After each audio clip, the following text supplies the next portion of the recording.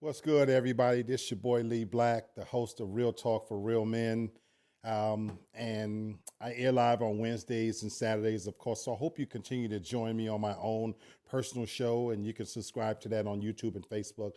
But I'm coming to you in the middle of today with the Ratchet moment. So TFG Ratchet, also on YouTube and Facebook. Subscribe to that, and then you'll get all my Ratchet uptakes. And I always like to let everybody know that the views expressed on TFG Ratchet belong to Lee Black and Lee Black alone, and not necessarily to those of the channel. But they're my authentic views, and I believe in them 100%. Look, folks, look behind me. You could see Reesa. Unless you've been under a rock over the last week or so, this is the new sensation right now. This is the it story happening on the internet right now. Reesa. Now, let me admit right off the bat that I have not followed this story completely. Apparently, there are 50 parts to this saga, and it's, by all accounts, a real account of this young lady, Reesa, and it's entitled, Who the Fuck Did I Marry? And she goes into extensive, great detail telling about her marriage to her former husband. This story is chock full of so many twists and turns from what I can understand. Basically, the guy was a pathological liar. I literally only watched the very first video because I genuinely wanted to get some sense of what this was all about. And I did walk away from watching the first video that she was believable. She was authentic.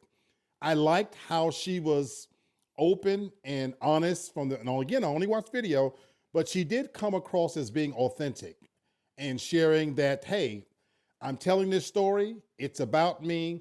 I have to laugh at different parts because I lived it. And I know you as a viewer are going to be sitting back wondering, how in the hell did this all happen? She says that I never thought I would even find myself in a Lifetime movie. And apparently she has 50 parts. My very best friend has been probably the first on the bandwagon telling me about this story. Subsequently, I've had so many people talk to me about, you've got to get into this, you've got to get into this. Let me be clear. I just don't have the patience for it. While this story may be sensational and it's clearly filled with so many twists and turns that keeps it juicy, they've got millions of people following this, laying in bed, following and hanging on her every word. Folks, I'm just not that interested in it. This is just me personally. I'm doing this part because it's now worthy of talking about. It has hit the level of attention that they're possibly going to turn this into some type of fucking movie. I'm going to be clear with you, totally transparent. I can't get into the story because of how she looks. I'm not proud of that, but I'm being very realistic. You know, a story about a fat, black, unattractive woman just doesn't grab me by the balls. I'm a fat black man my damn self. I don't want to tune in, for no 50 parts of hearing no story about some guy that duped this fat, ugly bitch. And I mean bitch respectfully. She's probably the nicest person in the world. She lives right here in Atlanta with me. Some of this stuff, again, to me is just unbelievable. I always question how could somebody go through the extensive things that she talks about. Getting married, being duped at the level that she was, not realizing that her husband was a pathological liar, because this is a guy that lied about his wealth. Even though initially he paid the bills, he got up every day and had imaginary phone calls with his brother.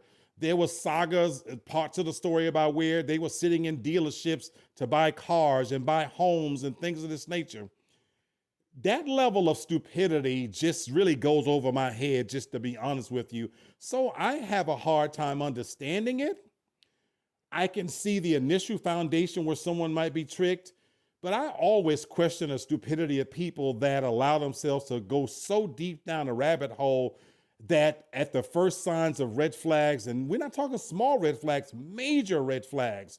And this story to me is just sad on so many levels, because as it's fleshing out, now the guy's probably HIV positive, this, that, and the other. He's got an ex-wife. So just to hear all of this shit, I don't really give a shit about who the fuck you married. And I just chalk it up to your level of stupidity, and again, I guess it happens, but I just don't give a shit enough to follow it, but this is my take on it. And again, it obviously is sensational. It's filled with enough drama that is keeping people occupied. I told my best friend, this is a great story, I think, for women and for messy fags. I'm sorry. Sue me. This is just how I feel. I just feel like men in general, we don't really give a shit about. It's just like watching the Beverly Hills Housewives.